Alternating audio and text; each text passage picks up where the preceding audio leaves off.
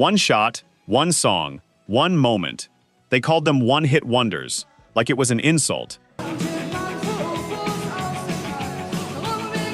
Some of those songs outsold artists with 40-year careers. These are 12 of them. And nobody told you the real story. Until now. Number 12. The Knack, My Sharona, 1979. He was 25, she was 17, and he was hopelessly, publicly, embarrassingly obsessed with her. Doug Fieger met Sharona Alperin in 1978, when his then-girlfriend casually introduced them. She was working in a clothing store in Beverly Grove, Los Angeles. The moment Fieger saw her, he was gone. He wrote songs about her. He dedicated live performances to her. She didn't date him. He kept writing anyway. The album was recorded in 11 days in April 1979. My Sharona was captured on day 2 in a single take. No overdubs, no studio tricks, no synthesizers. Just 4 musicians so tight from constant live performance that they cut a record like a band 10 years in. The album cost $17,000 to make. Within weeks, it became Capitol Records' fastest-selling debut single since the Beatles' I Want to Hold Your Hand in 1964. My Sharona sat at number 1 on the Billboard Hot 100 for 6 consecutive weeks. It was the biggest-selling single in America for the entire year 1979. Over 10 million copies sold worldwide. Before the song, fewer than 10 baby girls per year in America were named Sharona. In 1980, 70 were. Their second album was considered a failure. Their third tanked. The band broke up in 1982. Sharona Alperin became a high-end celebrity real estate agent in Los Angeles. Doug Fieger died of brain and lung cancer in 2010, age 57. She visited him in his final months. He recorded 11 days of music to win one girl over. The music outlasted everything. Number 11. Norman Greenbaum, Spirit in the Sky, 1969. He was Jewish, Orthodox upbringing, never been to church. He knew almost nothing about Christianity. And then he wrote one of the greatest gospel rock songs in the history of popular music. Norman Greenbaum was home in 1969 watching a country music program on television. Porter Wagoner came on and sang a gospel number. Greenbaum looked at the screen and thought, yeah, I could do that. He wrote the lyrics in 15 minutes. He said later, I had to use Christianity because I had to use something. He submitted a quiet folk version to Reprise Records. They sent him to producer Eric Jacobson, who threw the folk arrangement out entirely. They brought in the Stovall sisters from Oakland for gospel backing vocals. They built the track around a fuzzed-out Fender Telecaster that Greenbaum had modified himself with a built-in fuzz box. When he activated it and played the opening riff for the first time, he said, "Wow, now that's something." Once I heard that fuzz tone riff, I knew it was a hit. Spirit in the Sky hit number 1 in the UK, Australia, and Canada. Number 3 on the US Billboard Hot 100, 2 million copies in its first year alone. Every follow-up he released failed to chart. By the 1980s, he had left music and was working as a sous chef.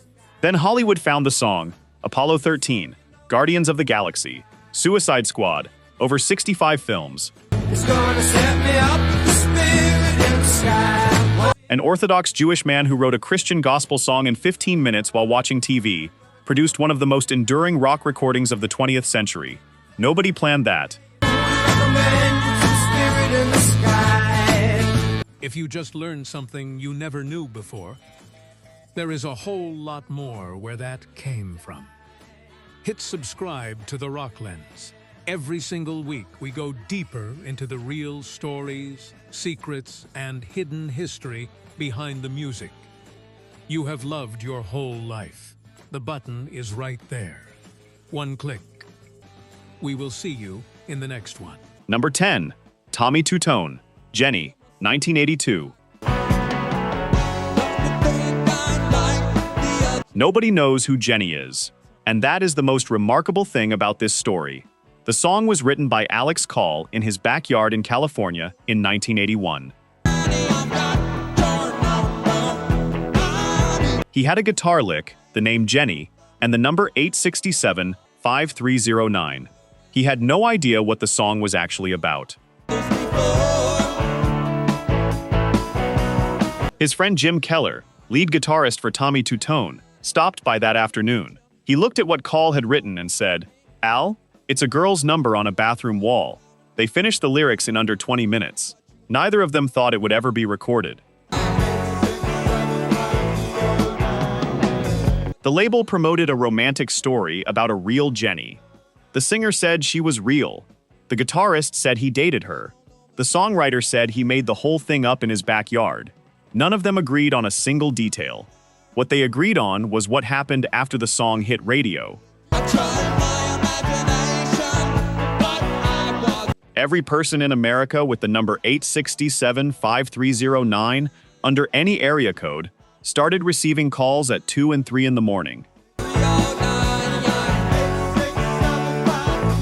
A woman in Alabama named Lorene Burns had the number. She told the press, "I'd like to get hold of Tommy Tutone's neck and choke him." A Chicago radio station obtained the number and received 22,000 calls in 4 days. In 2009, a nutrition company paid $25 million to lease the 1-800 version. The song peaked at number 4 on the Billboard Hot 100. Tommy Tutone never had another hit. The band still tours today, and somewhere out there, someone named Jenny is still pretending she doesn't know what you're talking about. Number 9. Blind Melon, No Rain, 1993. The song was written about depression. The video turned it into something else entirely.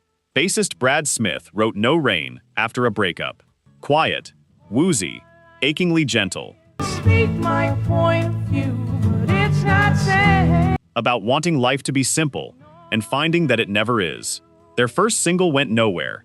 No Rain didn't move much at first either. Not until the video. Watching the puddles gather rain. It featured 9-year-old Heather DeLoach in a bee costume, tap dancing for unappreciative crowds, wandering the world alone, until she finally finds a field full of people dressed exactly like her. MTV put it in heavy rotation. The album hit number 3 on the Billboard 200. No Rain reached number 1 on both the mainstream rock and modern rock tracks charts simultaneously. 4 million copies sold. Quadruple platinum. The Bee Girl became famous. She tap danced at the MTV Video Music Awards. Pearl Jam wrote a song warning her that fame would destroy her, and Shannon Hoon, the band's wildly talented lead singer, began to unravel. His drug use predated the band. Fame gave him more money to sustain it. At Woodstock '94, he reportedly walked on stage on LSD, wearing his girlfriend's white dress. He had a daughter in 1995. He checked into rehab. Things seemed better. Then on October 21, 1995, after a show in Houston, he went on an all-night binge. The next morning, the tour bus was heading to New Orleans. The sound engineer went to wake him. Shannon Hoon was 28 years old. His daughter, Nico Blue, was 4 months old. He was found dead of a cocaine overdose on the bus. A song about finding your people, fronted by a man who could not be replaced. Oh, I'll always be there with Number 8. Chumbawamba, Tubthumping, 1997. Most people who love this song have absolutely no idea what it actually is. Chumbawamba was not a pop band. They were an anarcho-communist collective who formed in Leeds in 1982 and spent 15 years making political punk music in squatted houses. They released albums called Anarchy. They contributed to compilations with titles that included the words "Fuck EMI." In 1997, EMI came to them with an offer. They said yes. The plan was to sign with the enemy, infiltrate the mainstream, and use the platform to say things no major label band was allowed to say. Tubthumping hit number 2 in the UK, number 6 on the Billboard Hot 100 in America, number 1 in Australia for 3 weeks. The album Tubthumper went triple platinum in the United States. And while people were buying it, Chumbawamba executed the plan.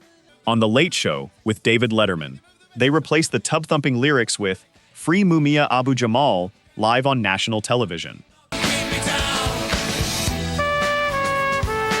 At the 1998 Brit Awards, their drummer Danbert Nobacon walked up to the Deputy Prime Minister of the United Kingdom and dumped a bucket of ice water over his head, in front of the entire country. General Motors paid them to use a different song in a Pontiac commercial. Chumbawamba donated the entire check to anti-corporate activist groups fighting GM. They disbanded in 2012 on Halloween night, on their own terms. Most people who sing, "I get knocked down but I get up again," at karaoke have no idea they're quoting an anarchist manifesto. Number 7. Falco, "Rock Me Amadeus," 1986. He didn't want to record it. Falco spent weeks arguing with his management that the song was disrespectful to Mozart's legacy. He said so in the studio during the recording. He said it again in interviews afterward. And then it became the only German-language song in the entire history of the Billboard Hot 100 to ever reach number 1 in the United States. To this day, it is still the only one. Falco's real name was Johann Hölzel, born in Vienna in 1957. His first major hit, Der Kommissar, was massive across Europe. In America, nobody bought the original. A British band called After the Fire recorded it in English and hit number 5. Falco watched another band score an American hit with his own song. So when Dutch producers the Ballon brothers sent him a demo called Amadeus, inspired by the 1984 Oscar-winning film, Falco resisted for weeks. The concept wasn't even his idea. He agreed under protest, still complaining during the sessions. Rock Me Amadeus hit number 1 in Austria, Germany, Canada, Ireland, the UK, and New Zealand. On March 29, 1986, it topped the Billboard Hot 100 for 3 weeks. When told the news at dinner in Vienna, his mood sank. "There's a new number 1 every week in America," he told the table. He followed it with one more top 20 hit. Then he never charted in America again. He moved to the Dominican Republic as a tax exile. The alcohol and cocaine worsened. On February 6, 1998, his SUV struck a bus near Puerto Plata. He was 40 years old, 4 years older than Mozart. That song now has over 181 million Spotify streams, made by a man who thought the whole thing was beneath him. Number 6. Toni Basil, Mickey, 1982.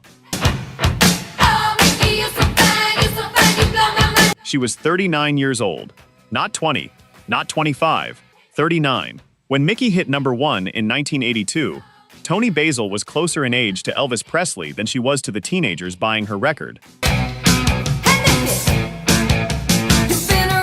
But this story starts long before Mickey. Basil was already a legend before most people knew her name. She was one of the original choreographers on American Bandstand.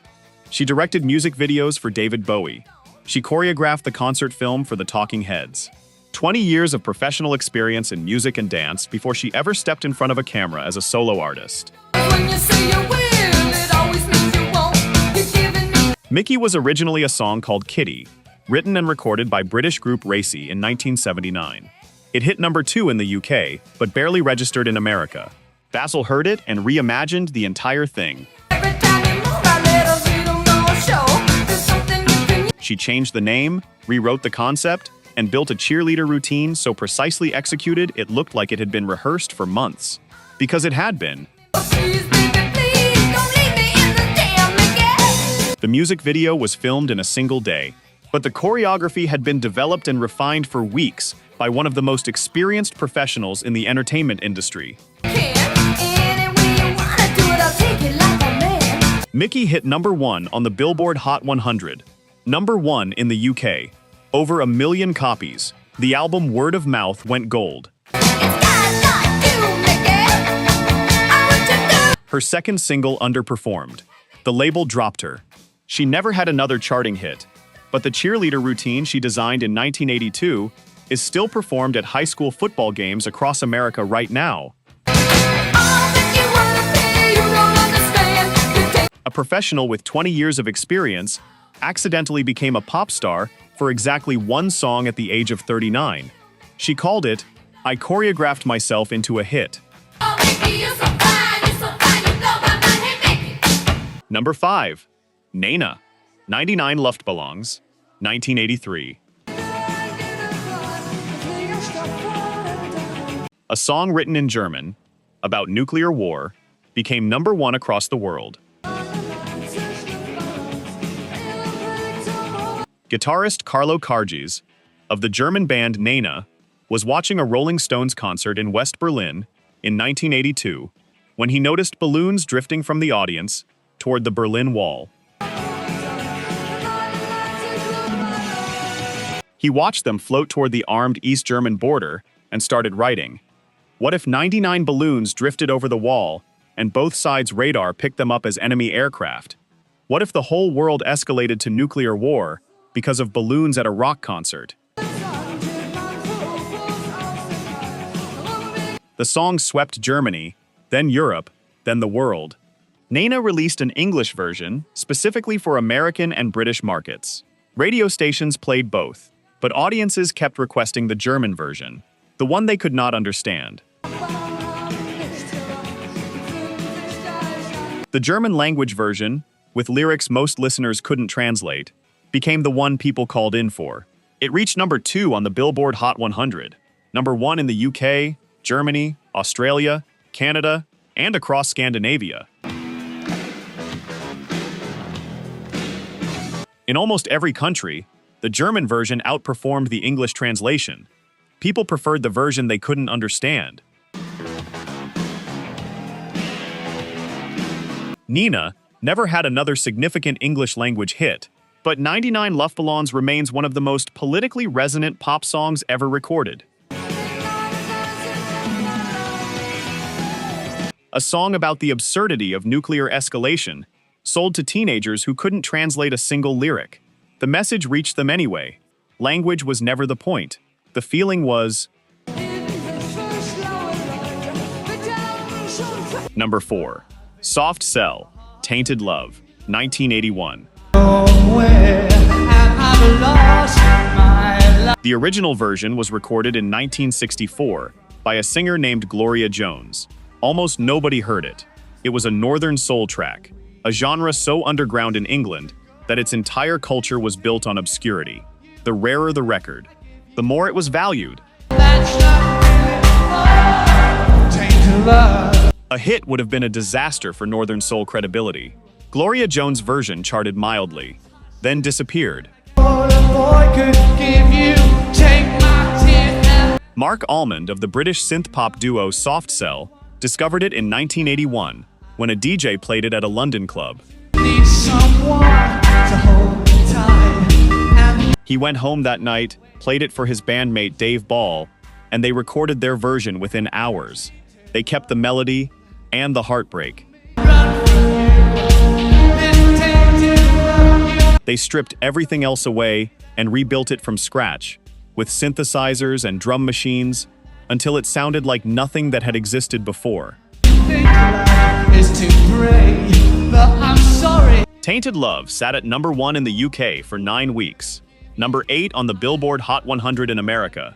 It spent 43 consecutive weeks inside the UK Top 75, one of the longest charting runs in British chart history.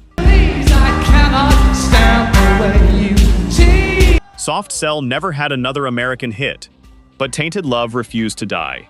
Beetlejuice, Guardians of the Galaxy, Grey's Anatomy, at least 50 films and television shows across 5 decades. The song was originally too underground to be heard. The cover made it indestructible. And Gloria Jones, the woman who first recorded it, carries a different story with her everywhere she goes. She was driving the car on the night Mark Bolan died in 1977. The original singer of Tainted Love is a woman who survived something most people cannot imagine, while the world discovered her work through someone else's cover. Number 3, Wild Cherry, Play That Funky Music, 1976. They were a hard rock band from Pittsburgh. They did not want to play funk. They were forced into it by one man in the audience. Rob Parisi formed Wild Cherry in the early 1970s as a straight-ahead rock cover band. They played bars and clubs across Pittsburgh, doing what every rock band did. By the mid-1970s, disco and funk had overtaken rock in the clubs they needed to book. The dance floor would clear out every time they started a set. Parisi told the band they needed to change direction. Nobody wanted to. Then one night at the 2001 club on Pittsburgh's North Side, a man approached the band's drummer Ron Beadle and said, "Are you going to play some funky music, white boys?" How could I now? Beadle told the band what the man said. Parisi grabbed a drink order pad from the bar. He wrote later, "It probably took me 5 minutes to write the whole thing." I try to understand this.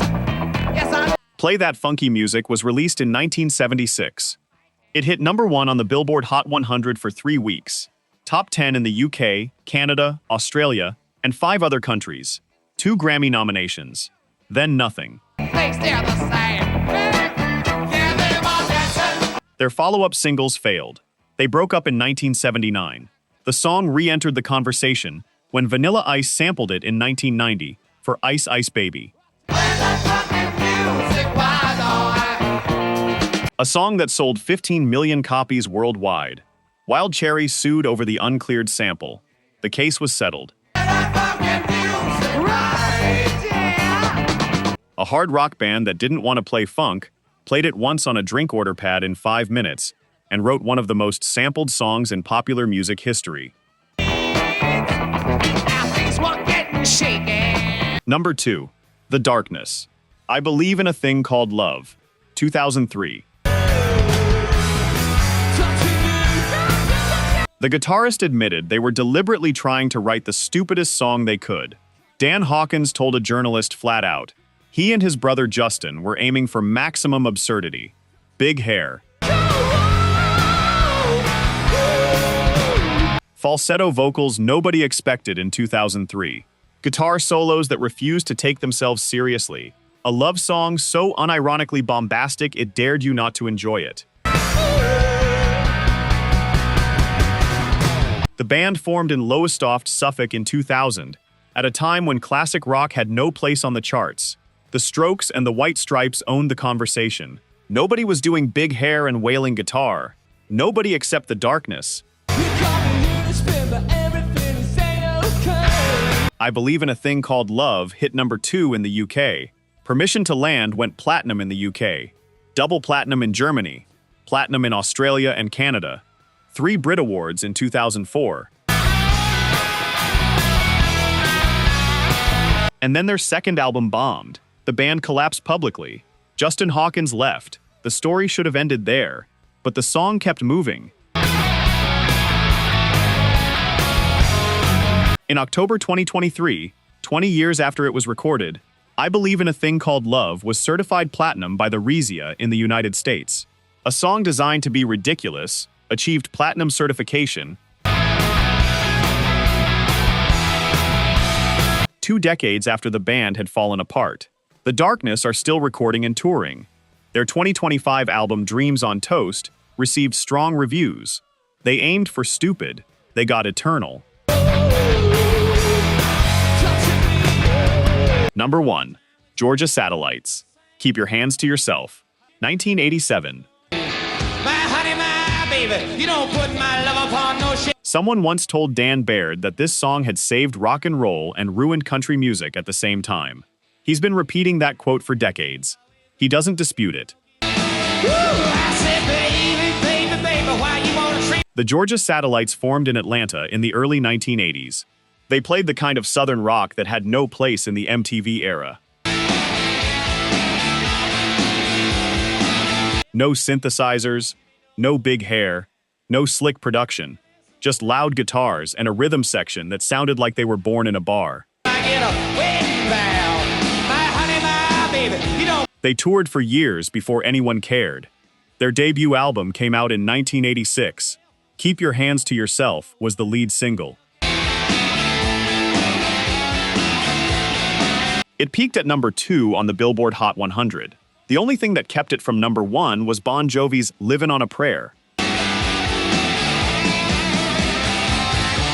A raw, uncompromisingly southern rock song went head-to-head with the biggest band on earth in 1987 and came within 1 position of beating them. Rolling Stone listed it among the 100 greatest guitar songs. Critics called it proof that guitar rock had not been killed by the synthesizer decade. It also inspired a generation of country producers to pick up heavier, dirtier guitars, which is exactly why someone told Baird it had ruined country music. Because after this song, country executives understood that loud guitars worked, and country was never entirely quiet again. Georgia Satellites never matched that peak. The band dissolved in the early 1990s, but the song stayed. A band with no synthesizers, in the most synthesizer-heavy decade in rock history, nearly beat Bon Jovi for number 1, then changed both genres, at the same time, with 1 song.